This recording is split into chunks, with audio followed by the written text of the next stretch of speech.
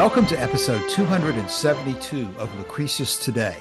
This is a podcast dedicated to the poet Lucretius, who wrote On the Nature of Things, the most complete presentation of Epicurean philosophy left to us from the ancient world. Each week we walk you through the Epicurean texts and we discuss how Epicurean philosophy can apply to you today. If you find the Epicurean worldview attractive, we invite you to join us in the study of Epicurus at Epicureanfriends.com, where we discuss this and all of our podcast episodes. This week we continue in our series covering Cicero's Tusculan Disputations from an Epicurean viewpoint. This series addresses 5 of the greatest questions in life, with Cicero speaking for the majority and Epicurus the main opponent. The questions are, is death an evil? Is pain an evil? Does the wise man experience grief and fear? Does the wise man experience joy and desire? And is virtue sufficient for a happy life? Epicurus takes a different position from that which Cicero advocates. And I think we can learn a lot about Epicurean philosophy by contrasting how Cicero explains the conventional viewpoint and then states how Epicurus disagrees with it. Today we'll be focusing on the question of, is death an evil? And we'll be starting in section 5 of the first part, in which a student first suggests that he thinks that death is an evil, and Cicero is going to then try to talk the student out of that position. But before we get into the details of Cicero's discussion, let's take a moment to remind everyone about Epicurus's position on life and death. And I'll quickly go through a section of the letter to Menorchius around line 125, quote, "Become accustomed to the belief that death is nothing to us, for all good and evil consists in sensation, but death is deprivation of sensation.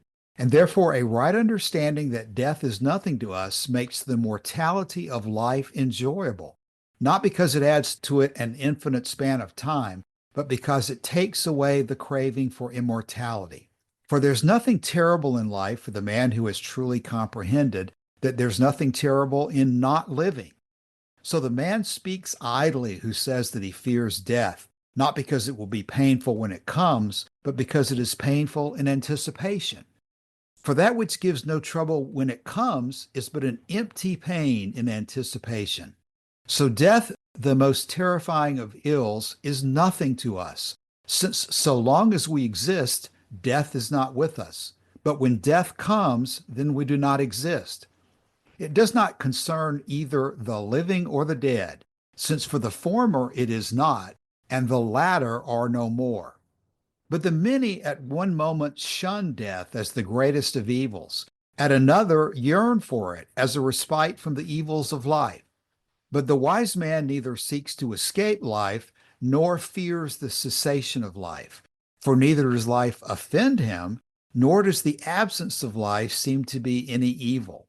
And just as with food, he does not seek simply the larger share and nothing else, but rather the most pleasant, so he seeks to enjoy not the longest period of time, but the most pleasant. And he who counsels the young man to live well, but the old man to make a good end, is foolish, not merely because of the desirability of life, but also because it is the same training which teaches to live well and to die well. Yet much worse still is the man who says it is good not to be born, but once born to make haste to pass the gates of death. For if he says this from conviction, why does he not pass away out of life? For it is open to him to do so if he had firmly made up his mind to do this. But if he speaks in jest, his words are idle among men who cannot receive them. We must then bear in mind that the future is neither ours nor yet wholly not ours, so that we may not altogether expect it as sure to come, nor abandon hope of it as if it will surely not come. So for purposes of today's discussion, I think the main points that Epicurus is raising here is he is seeing life as desirable, while on the other hand, he's saying that just as the wise man at a banquet is not going to go for the most food, But the best food, the wise man is going to seek to enjoy not the longest period of time in life, but the most pleasant. And Epicurus specifically is attacking those who say that it would be better not to have been born, or once born, make haste to get past the gates of death as quickly as possible. Epicurus is clearly valuing life and taking what I would think most people would say is a common sense position that life is desirable and life is valuable to have. And we're not going to rush our lives so as to find anything desirable about being dead. It's not going to be evil to be dead because you're not there, but nevertheless, life itself is desirable. Now, in Book One, Cicero starts out his discussion by presenting a scene in which he is talking to an audience of students, and he, as the teacher, is going to answer any question that the students put to him. Cicero introduces this by saying, I desired anyone to propose a question which he wished to have discussed. We proceeded in this manner. When he who had proposed the subject for discussion had said what he thought proper, I spoke against them. For this is, you know, the old and Socratic method of arguing against another's opinion. For Socrates thought that thus the truth would be more easily arrived at. But to give you a better notion of our disputations, I will not barely send you an account of them, but represent them to you as they were carried on. So as we go through this, and we're now at section 5 of Book 1, Calasini has volunteered to read the statements of the students, and Joshua will read the statements of Cicero. And then as we go back and forth listening to this discussion, we'll add commentary as appropriate. So let's now turn to section 5 and get started with Calasini standing in for the student. To me, death seems to be an evil. Evil to those who are already dead or to those who must die? To both. It is a misery, then, because an evil? Certainly. Then those who have already died and those who have still got to die are both miserable. So it appears to me. Then all are miserable. Everyone.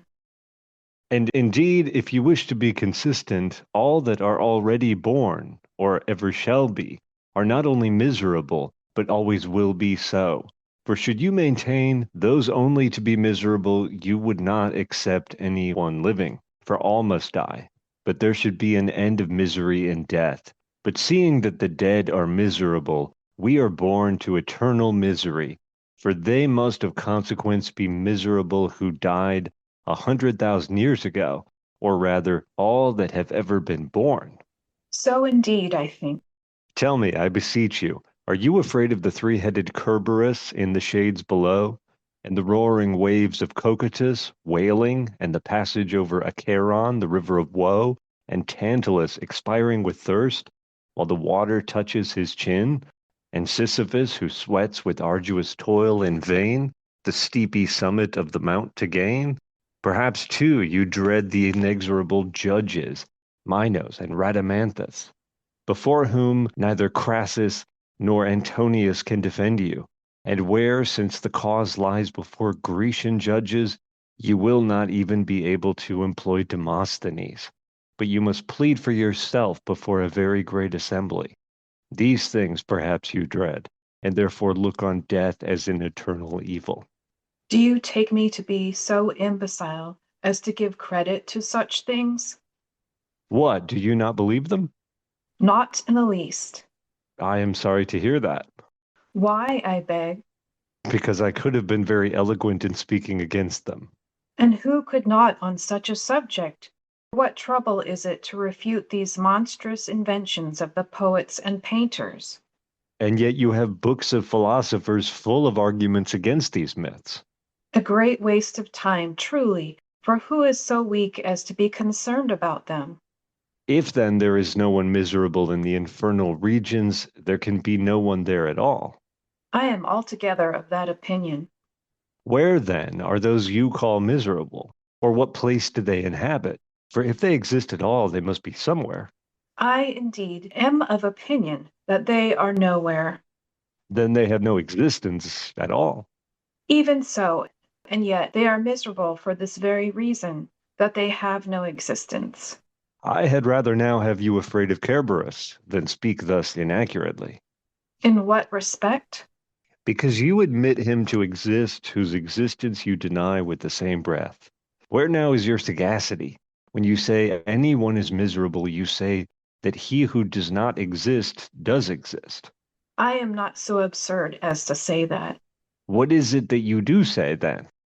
I say, for instance, that Marcus Crassus is miserable in being deprived of such great riches by death, that Pompey is miserable in being taken from such glory and honor, and in short, that all are miserable who are deprived of this light of life. You have returned to the same point, for to be miserable implies an existence. But you just now denied that the dead have any existence. If then they have not, they can be nothing. And if so, they are not even miserable.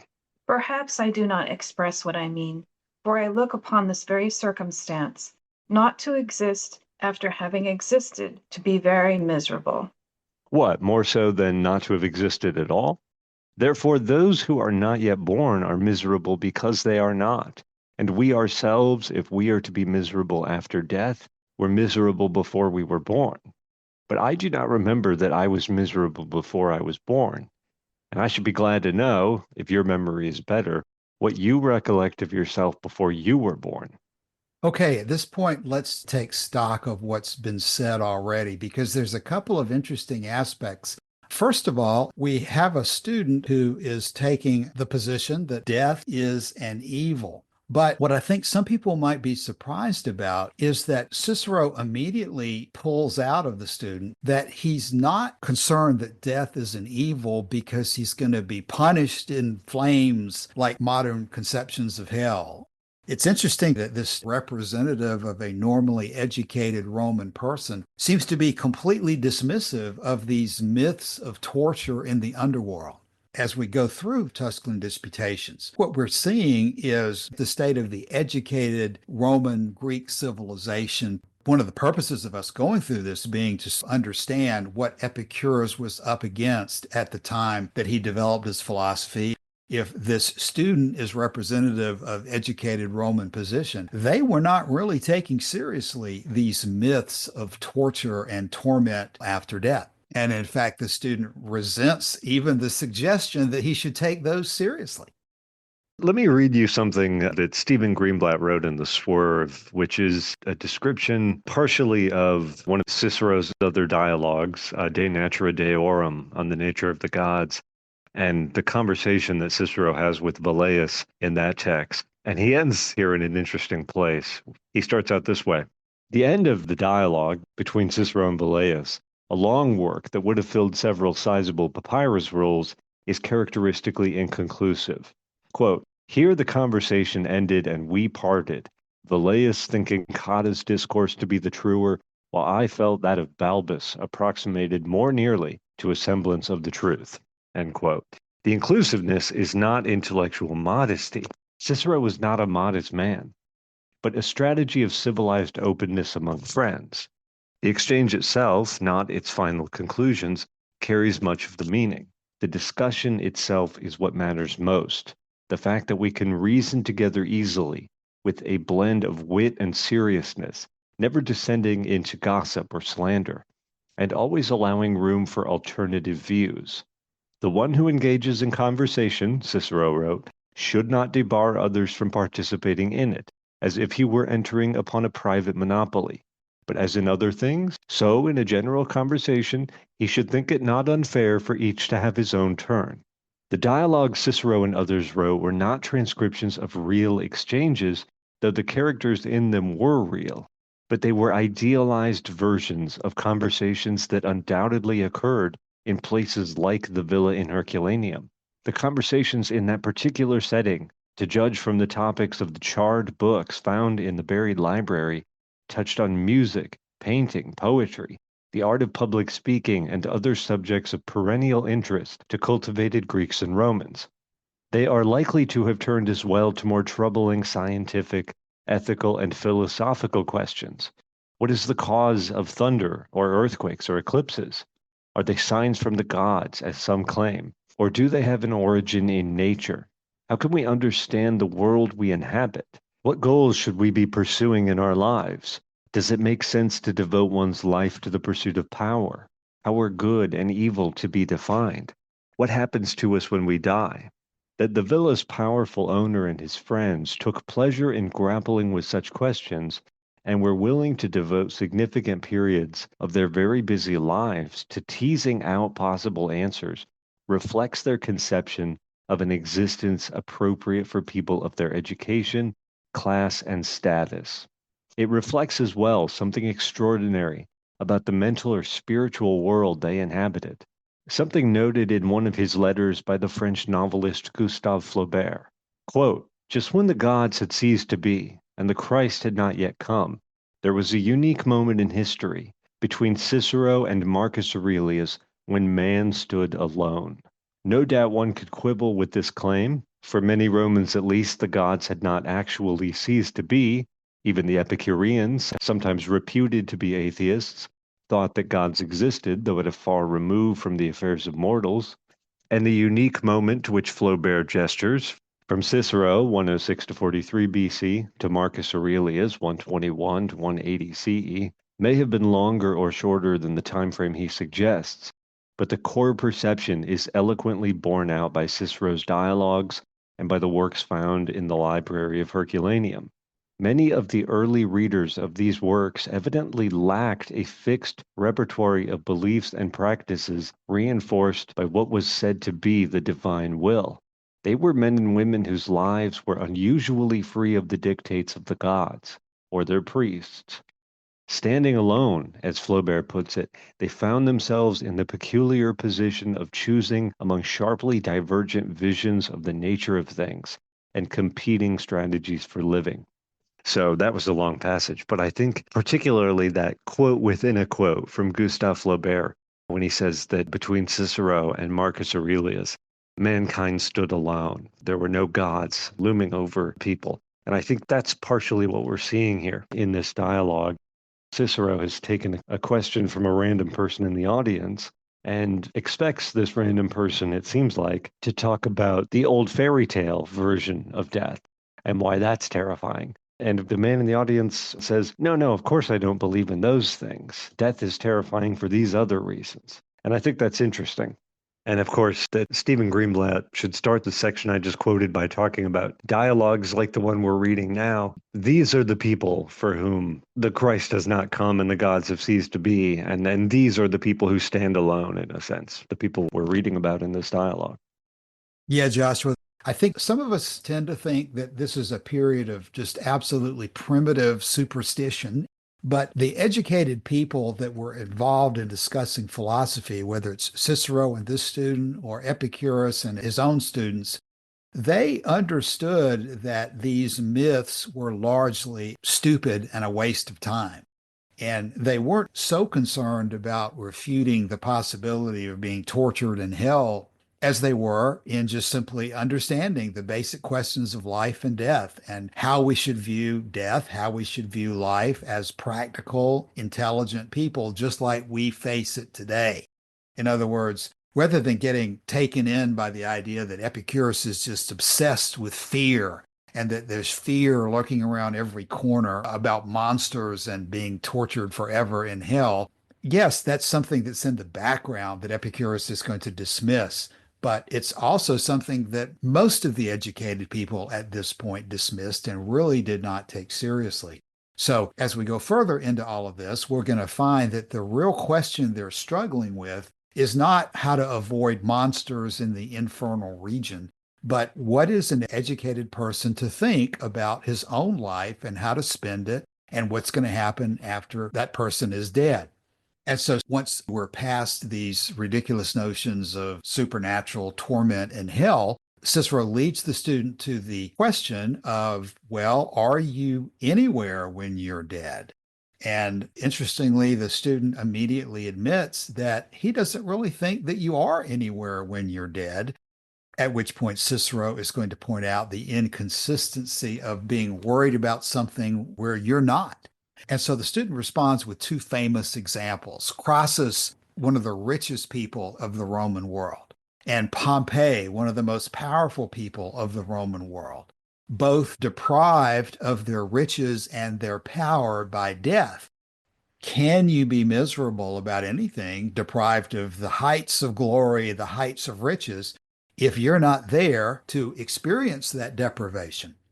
Interestingly, this is a very Epicurean argument. Cicero then ups the ante, so to speak, by suggesting that, okay, being miserable implies that you exist in order to be miserable. But what about those who have never existed at all, those who are not yet born? Are they miserable? And so he asks the student, I don't remember that I was miserable before I was born, and I'd be glad to know, if your memory is better, what you recollect of yourself before you were born. We're going to continue with this question of knowledge or experience or memory of what things were like before you were born. He's on the verge of making the argument from symmetry, which is the argument Lucretius makes, that the infinity of non-existence that lies before me is not terrifying. And if it were terrifying, then so would the infinity that lies behind me before I was born that I don't remember. So I think that's part of what we're getting into here, is this argument from symmetry. And as a side note, when he's asking, if your memory is better, what do you recollect of yourself before you were born? This is very important, particularly the word recollect, because this ties in with something Plato believed about the nature of the soul. Epicurus believed that the soul and the body came into existence simultaneously with each other. Plato believed that the soul existed before birth, before the existence of the body, that in fact it may have existed for many lifetimes before birth, or possibly eternally before birth. And at the moment of birth, the soul was sort of shunted into a body. And by trapping the soul in the flesh, the soul, which is something noble and pure and beautiful, becomes weighed down by this gross earthly mass of insatiable desire and need, and the soul forgets itself. That's essentially his view. There is no learning, because before you were born, you already knew everything there was to know.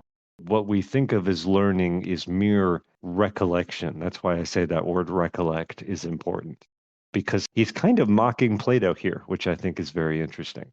They're both kind of laughing at the idea of not only the myths about the afterlife, but the idea of an afterlife. And now we have him here kind of taking the piss out of Plato, which is well deserved, and I'm glad to see it. So those 2 points, we're going to continue, as I said, with this before you were born issue, but those 2 points I think we should keep in mind. Yeah, the student at this point is cautious with Cicero, and he's trying to keep the focus on, well, what I really said is that those who were alive and lost a lot, like Crassus or Pompey, those people are miserable once they've died because they've lost these things they had before. And that's what I'm really trying to say, Cicero. But Cicero challenges him on that. What do you recollect about yourself before you were born? And so at this point, let's go back into the dialogue. Answering Cicero, what do you recollect of yourself before you were born? You are pleasant, as if I had said that those men are miserable who are not born, and not that they are so who are dead. You say then that they are so? Yes, I say that because they no longer exist. After having existed, they are miserable. You do not perceive that you are asserting contradictions. For what is a greater contradiction than that they should be not only miserable, but should have any existence at all, which does not exist? When you go out to the Capine Gate at the Via Appia outside the city of Rome and see the tombs of the Collatini, the Scipios, the Servilii, the Metellii, do you look on them as miserable? Because you press me with a word, henceforward I will not say they are miserable absolutely, but miserable on this account, because they have no existence. You do not say then Crassus is miserable, but only miserable Crassus. Exactly so. As if it did not follow that whatever you speak of in that manner either is or is not. Are you not acquainted with the first principles of logic? For this is the first thing they lay down. Whatever is asserted for that is the best way that occurs to me at the moment of rendering the Greek term axioma, axiom. If I can think of a more accurate expression hereafter, I will use it. What is asserted, I say, is asserted as being either true or false. When, therefore, you say miserable Crassus, you either say this, Crassus is miserable, so that some judgment may be made whether it is true or false, or you say nothing at all. Well, then, I now own that the dead are not miserable, since you have drawn from me a concession that they who do not exist at all cannot be miserable. What then? We that are alive, are we not wretched, seeing we must die? For what is there agreeable in life when we must night and day reflect that at some time or other we must die? Okay, before we go further, let's just look at this section because there's a couple of interesting things going on here. Knowing that he can no longer take the position that if you're not there, you can't be miserable, the student is going to shift his ground and say, I'm going to continue to argue this because even if I'm not miserable when I get there, I'm miserable anticipating that I have to die. Also, something that Epicurus has addressed. Yeah, the distinction that they're discussing here between the phrases Crassus is miserable and miserable Crassus. What Cicero knows is that when you say Crassus is miserable, before you can accept miserable, your basic assumption is Crassus is. Crassus exists because you have to exist to be miserable. And then the interlocutor tries to get around this by saying, well, I don't say Crassus is miserable. I just say miserable Crassus, as if somehow that solves the problem. You're just shuffling the words around, though, is the issue. For Crassus to be miserable, Crassus has to have consciousness. This is going back to the principal doctrines, right? Principal doctrine 2, death is nothing to us, for what has disintegrated lacks awareness, and what lacks awareness is nothing to us. That's the Peter St. Andre translation. You could substitute perception for awareness, or maybe even sensation for awareness, as the word in question is aesthesis in the Greek. So if Crassus is dead, then Crassus is dissolved into atoms, or he will be soon. And so we know, first of all, that Crassus is without perception, and therefore that his condition, not that it's nothing to us because we're still alive and we can experience it, but it's nothing to him because he's nothing. And then Cicero takes that conversation about Crassus and turns it into a discussion of axiomatic principles in logic. He says, whatever is asserted, rendering the Greek term axioma, but if I can think of a more accurate expression hereafter, I will use it, is asserted as being either true or false. You can't say something that is both true and false because that's a contradiction. But that's exactly what the interlocutor is trying to do by saying Crassus is dead and he is miserable. First of all, saying Crassus is dead is a little bit leaning toward this in the first place, because if he's dead, then he is not anything.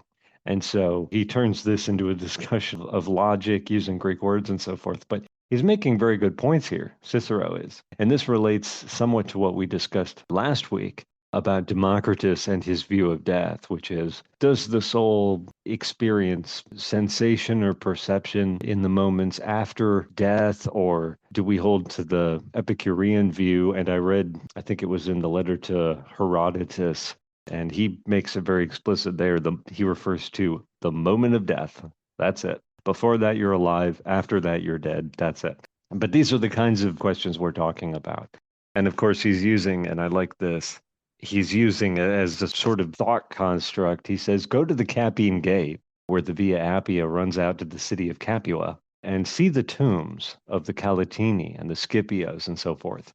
Well, Titus Pomponius Atticus, Cicero's friend, outlived him, one of the only people in this political environment to survive into old age and die naturally. And he was later buried by these same tombs. He was later buried on the Via Appia, the Appian Way. And there's an interesting parallel here with Epicurus, who chose real estate on the Dromos, the main road going outside the city of Athens, through the Ceramicus, which had been a potter's ground because there was a river there that furnished clay, that later became a cemetery and a burial place. And so Cicero is saying, go outside the city walls and look at the graves. Look at the place where the dead are in repose after existence outside the city walls. And in a sense, that's exactly what Epicurus did in his own time, was go out to the Ceramicus where all the dead are buried and there contemplate philosophy. And that's Cicero's advice here as well. That's right, Joshua. Before long, we're going to get into a position where we see how dramatically Cicero is going to disagree with Epicurus's viewpoint. But so far, Cicero is really presenting almost exactly the same position that Epicurus is talking about. He's not going to allow the student to just wallow in emotion and think about, oh my gosh, how terrible death is. He's calling the student to tell him, you have to take a position. Is the person you're talking about in existence or not? You can wallow in emotion about the misery of death if you like, but let's first focus on the person you're talking about and whether they are, in fact, there or not. So the student realizes the ground is being cut out from under him in regard to the person feeling his own misery in death. So he shifts the ground and says, well, okay, I'm going to admit that the person we're talking about who's been alive and is now dead is no longer there to be miserable. But what about we who are alive and who are having to constantly day and night reflect on the fact that we're going to die? Doesn't that make life miserable? Well, Cicero's going to answer that in section 7. So let's go ahead and give Cicero's response to the student saying that, well, we're all miserable because we have to die. In section 8, Cicero says this: Do you not then perceive how great is the evil from which you have delivered human nature? By what means? Because if to die were miserable to the dead, to live would be a kind of infinite and eternal misery. Now, however, I see a goal, and when I have reached it, there is nothing more to be feared. But you seem to me to follow the opinion of Epicurus, a man of some discernment and sharp enough for a Sicilian. What opinion? For I do not recollect it. I will tell you if I can in Latin, for you know I am no more used to bringing in Latin sentences in a Greek discourse than Greek in a Latin one. And that is right enough, but what is that opinion of Epicurus? I would not die, but yet am not concerned that I shall be dead. I now recollect the Greek, but since you have obliged me to grant that the dead are not miserable, proceed to convince me that it is not miserable to be under a necessity of dying. That is easy enough, but I have greater things in hand. How comes that to be so easy? And what are those things of more consequence? Thus, because if there is no evil after death, then even death itself can be none.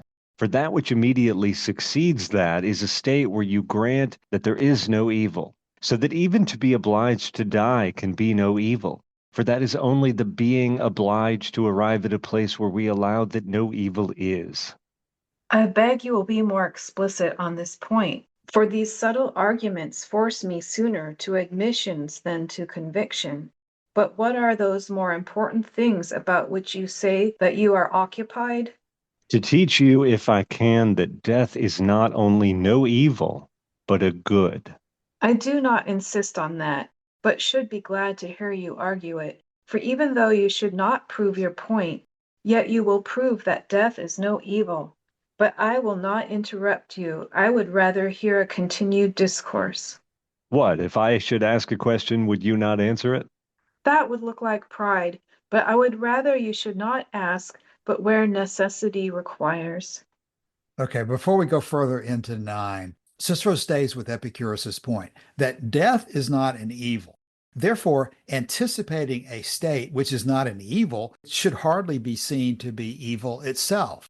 So he's diffusing this argument that you should have to spend your life worrying about being dead on pretty good logical grounds that seem to be consistent with Epicurus. Now, here is where the conversation is going to begin to turn, because Cicero is now going to say that he can prove to the student not only that death is not evil, but good. Now, that is an amazing statement. And while Epicurus admits that death can be a relief from pain, it can be a relief from situations that you can't get out of, and you're facing torture, you're facing the death of a friend, situations that you can't bring yourself to want to continue to live on. And in those situations, death is a relief. Now, Epicurus is not going to say in general that death is good. And so as we go forward, we're going to see the dramatic difference in premises Cicero is operating under. And of course, the student is implicitly amazed by the assertion and says, why don't you go ahead and tell me about this and don't let me interrupt you because I have to hear this. So after the student invites him to proceed, Cicero continues in section 9. I will comply with your wishes and explain as well as I can what you require, but not with any idea that, like the Pythian Apollo, what I say must needs be certain and indisputable, but as a mere man endeavoring to arrive at probabilities by conjecture, for I have no ground on which to proceed further than on probability. Those men may call their statements indisputable who assert that what they say can be perceived by the senses, and who proclaim themselves philosophers by profession. Before we go further, let's go ahead and comment on this. Cicero is constantly bringing in that he is an academic skeptic and that he's only going to talk about probabilities, and that anybody who wants to say that their positions are indisputable is basing their views on something as ridiculously inadequate as the senses. This is again bringing out where the direction is going to diverge dramatically, because Cicero is going to deprecate anybody who argues based on something as simple as the senses and say that there's something higher than that that ought to be the ultimate source of truth. Yeah, that's right. In a previous section, we saw him using the word axiom as he was setting up an exploration which was essentially logical of these questions. And I think you're right to say that he is skeptical of sensation, and he sees partially logic, but partially this program of Socratic dialogue as a way to explore what is probable and what he thinks is not probable. But he's not going to talk about anything in terms of what is, merely what is most likely to be, I think is where he's going with that. Okay, the next statement is going to be coming from the student asking him to proceed. But before we get into it, what we're about to hear from Cicero is an extended discussion of the viewpoint on life that Epicurus absolutely objects to. But first, the student. Do as you please. We are ready to hear you. The first thing then is to inquire what death, which seems to be so well understood, really is. For some imagine death to be the departure of the soul from the body. Others think that there is no such departure, but that soul and body perish together, and that the soul is extinguished with the body. Of those who think that the soul departs from the body, some believe in its immediate dissolution. Others fancy that it continues to exist for a time, and others believe that it lasts forever. There is great dispute even what the soul is, where it is, and whence it is derived. With some, the heart itself, cor in Latin, seems to be the soul. Hence the expressions ex cordes, from the heart, concordes, with the heart. And that prudent Nausicaa, who was twice consul, was called corculus, i.e. wise heart. And Aelius Sextus is described as egregiae cordatus homo catus Aelius Sextus. In other words, that great wise-hearted man, sage Aelius. So in each of these cases, we're looking to the heart, is what Cicero is saying. Empedocles imagines the blood which is suffused over the heart to be the soul. To others, a certain part of the brain seems to be the throne of the soul. Others neither allow the heart itself nor any portion of the brain to be the soul, but think either that the heart is the seat and abode of the soul, or else that the brain is so. Some would have the soul or spirit to be the anima, as our schools generally agree. And indeed, the name signifies as much, for we use the expressions animam agere, to live, animam efflare, to expire. animosi, men of spirit, bene animati, men of right feeling, ex animi sententia, according to our real opinion, ex animi sententia, according to our real opinion. And the very word animus is derived from anima. Again, the soul seems to Zeno the Stoic to be fire. Okay, before we proceed into 10, this is a reminder of why in Epicurean philosophy we focus on physics. We don't just immediately jump to the letter to Menoikeus and start talking about ethics, because Cicero is correct here. If you're going to talk about death and the desirability of death, then what you have to first understand is the soul, the mind, the spirit. What are we talking about in the state when it is alive? And what are we talking about in the state when it's dead? You just don't start talking about, oh me, oh my, miserable me, I have to die. Let's talk about the facts of the matter before you get into the emoting about it. And from that point of view, Cicero is correct to stress that this is what you have to start out with first. So Cicero then continues in section 10. But what I have said as to the heart, the blood, the brain, air, or fire being the soul are common opinions. The others are only entertained by individuals. And indeed, there were many amongst the ancients who held singular opinions on this subject, of whom the latest was Aristoxenus, a man who was both a musician and a philosopher. And he maintained a certain straining of the body, like what is called harmony in music, to be the soul, and believed that from the figure and nature of the whole body, various motions are excited as sounds are from an instrument. He adhered steadily to his system, and yet he said something, the nature of which, whatever it was, had been detailed and explained a great while before by Plato. Xenocrates denied that the soul had any figure or anything like a body, but said it was a number, the power of which, as Pythagoras had fancied some ages before, was the greatest in nature.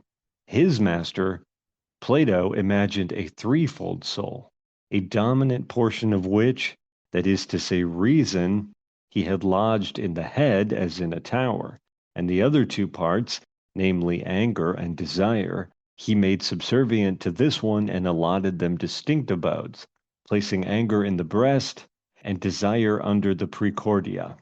But Dicaearchus, in one of his books, introduces a certain Pherocrates, an old man of Pythia, who, as he said, was descended from Deucalion.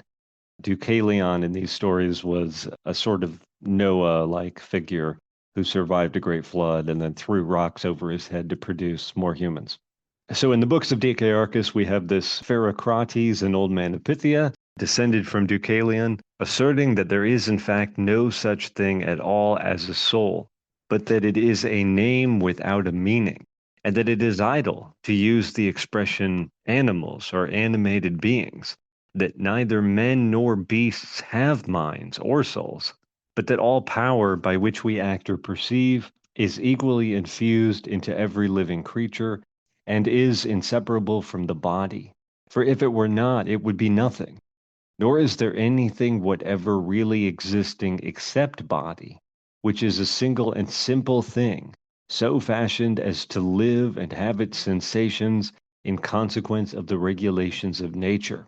Aristotle, a man superior to all others, both in genius and industry, always excepting Plato, after having embraced these four known sorts of principles, from which all things deduce their origin, imagines that there is a certain fifth nature, quintessence, literally, from whence comes the soul. For to think, to foresee, to learn, to teach, to invent anything, and many other attributes of the same kind, such as to remember, to love, to hate, to desire, to fear, to be pleased or displeased, these and other like them exist, he thinks, in none of those first four kinds of elements.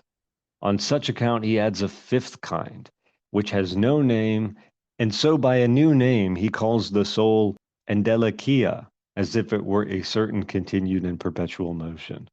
And then Cicero continues into section 11. If I have not forgotten anything unintentionally, these are the principal opinions concerning the soul. If I have not forgotten anything unintentionally, these are the principal opinions concerning the soul. I have omitted Democritus, a very great man indeed, but one who deduces the soul from the fortuitous concourse of small, light, and round substances. For if you believe men of his school, there is nothing which a crowd of atoms cannot affect. Which of these opinions is true, some God must determine. It is an important question for us, which has the most appearance of truth. Shall we then prefer determining between them, or shall we return to our subject? Okay, before we go forward, Cicero has stated the different opinions that people have, and this applies to Epicurus's time as well, about whether the soul is a distinct nature, whether it arises as a harmony from disparate parts of the body, which is something that Lucretius talks about and rejects in his poem. And of course, he mentions Plato and Aristotle's position, with Aristotle talking about some special fifth kind of element of which the soul is composed. He then concludes that list by talking about Democritus and disparaging the atomists like Epicurus, because if you believe men of that school, there's nothing which a crowd of atoms cannot do. Then Cicero returns to his academic skeptic role and says, which of these opinions is true? Some God must determine. And what's most important for us is to see which has the most appearance of truth, that which is most probable to be true. And he asks the student whether he wants to continue and make a decision among those different positions or return to the original subject without deciding it, which was the question of whether death is an evil or not. And the student then gives Cicero the answer. I could wish both if possible, but it is difficult to mix them. Therefore, if without a discussion of them we can get rid of the fears of death, let us proceed to do so. But if this is not to be done without explaining the question about souls, let us have that now and the other at another time. I take that plan to be the best, which I perceive you are inclined to. For reason will demonstrate that whichever of the opinions which I have stated is true, it must follow then that death cannot be an evil, or that it must rather be something desirable. For if either the heart or the blood or the brain is the soul, then certainly the soul, being corporeal, must perish with the rest of the body. If it is air, it will perhaps be dissolved. If it is fire, it will be extinguished. If it is Aristoxenus's harmony, it will be put out of tune. What shall I say of Dicaearchus, who denies that there is any soul? In all these opinions, there is nothing to affect anyone after death, for all feeling is lost with life. And where there is no sensation, nothing can interfere to affect us. The opinions of others do indeed bring us hope. If it is any pleasure to you to think that souls after they leave the body may go to heaven as to a permanent home. I have great pleasure in that thought, and it is what I most desire, and even if it should not be so, I should still be very willing to believe it. What occasion have you then for my assistance? Am I superior to Plato in eloquence? Turn over carefully his book that treats of the soul. You will have there all that you can want. I have indeed done that, and often, but I know not how it comes to pass. I agree with it whilst I am reading it, but when I have laid down the book and begin to reflect with myself on the immortality of the soul, all that agreement vanishes. How comes that? Do you admit this? That souls either exist after death or else that they also perish at the moment of death? I agree to that, and if they do exist, I admit that they are happy, but if they perish, I cannot suppose them to be unhappy, because in fact they have no existence at all. You drove me to that concession but just now. How then can you, or why do you, assert that you think that death is an evil, when it either makes us happy in the case of the soul continuing to exist, or at all events not unhappy in the case of our becoming destitute of all sensation? Okay, we're going to run out of time to go further in the book today, but let's take stock because it seems that Cicero is saying that you can either believe the views of the atomists and those who believe that there's a harmony, or those who believe it's the soul is fire, and believe that when you die, that the fire is extinguished or the harmony is put out of tune or the atoms just simply disperse into the air. And if that's the case, then you're no longer there after death, and death is not an evil. But rather than stop at that point, Cicero is laying out this possibility that there's another alternative possibility that Plato talks about, and that is that the soul is going to continue to exist after death. And if you'd like, we can talk about that if it gives you pleasure to think that. And in fact, this is where the student says, even if it should not be so, I should still be very willing to believe it. We have a number of references like that where Cicero keeps talking about how he'd prefer to be wrong with Plato than right with those who disagree with Plato. But it deserves to be emphasized that here we have even an educated student talking to a philosopher, that there is this great desire to believe that the soul is going to continue on after death, even though it may not be true to believe that. And Cicero responds, well, why do you want to ask me to tell you about this? Just go to Plato, go to his Timaeus, go to other books where Plato can explain all of this in detail. Isn't that good enough for you? And the student says, well, I can agree with it while I'm reading it, but after I put it down, it just doesn't seem to have the same impact as the moment in which I'm reading it. So Cicero says in response to that, that they'll continue to talk about this to persuade the student that Plato might be correct. Yeah, that is such a good quote there, that I can agree with it while I'm reading it, while it's being explained to me. Because Epicurus deals with basically the same thing in his students. This is why he writes summaries. And let me read that. If you go to the introduction to the letter to Pythocles, he says something very similar there. He says, Cleon brought me a letter from you, Pythocles, in which you continue to express a kindly feeling towards me, which is a just return for my interest in you. And you attempt with some success to recall the arguments which lead to a life of blessedness. You ask me to send to you a brief argument about the phenomena of the sky in a short sketch, that you may easily recall it to mind. For you say that what I have written in my other works is hard to remember, even though, as you state, you constantly have them in your hands. I was glad to receive your request and felt constrained to answer it by pleasant expectations for the future. So this is a real problem for these philosophers. How do I condense this stuff in a way that people can digest it, remember it, and more importantly, call upon it in their moment of need, even when they don't have the book itself in front of them? And Epicurus solves that problem. Let's write a summary. Let's write another summary so that we can understand this stuff. And if you need more than that, I'll write summaries within summaries. That's why we have big epitomes and little epitomes. We're going to get this stuff as small as we can so people can have it to hand and in their minds and in their memories when they need it. But of course, even the best summary is not much use if it just stays printed on the page and nobody reads and discusses it. So that's what we're trying to do as we go through these materials, to bring to life the issues that Epicurus was discussing and talk about and understand the answers that he was suggesting. We're about out of time today, though. Any closing thoughts today, Joshua? We're having a tough time figuring out some of what's being said here. Part of that's word choice, part of that's grammar, part of that's, most of it's probably the translation. But I think we're going to find some worthwhile and interesting stuff to talk about as we go through this. Plowing through the dialogue, as we've been trying to do today, is the best way we can think of to do that. So I'm looking forward to see what we get into next week. Yes, Joshua, it's one thing to simply repeat slogans like death is nothing to us and have a little bit of an understanding that, well, that means that where we don't exist, there can be nothing bad. Okay, that makes sense. And that is a very important point. But Epicurus has a context and a reason and a background for why he's talking about this and what he expects you to understand. And that's why atomism is not just some interesting theory about the way the world works. It is the core of an understanding that the soul has a certain nature to it.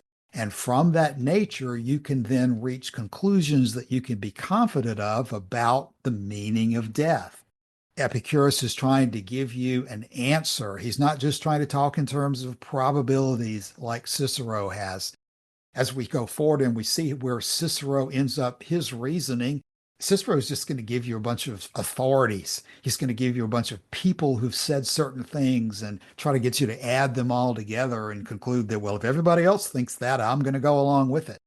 But Epicurus gives you an understanding of the theory of nature that you can go out and test for yourself, look through your senses at the world of atoms and see if that makes sense or not in a way that will then give you confidence about a conclusion that you're just not going to be able to get by stacking up numbers of authorities and adding up piles of books to see who's devoted the most words to their particular opinion.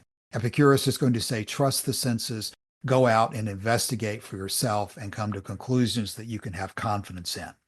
Okay, that's all we have time for today. We'll come back next week and we'll go further in part 1 of Tusculan Disputations. As always, we thank you for being with us. We invite you to drop by the forum and let us know if you have any comments or questions about this or any of our other podcast episodes. Again, thanks for your time today. We'll be back soon. Bye.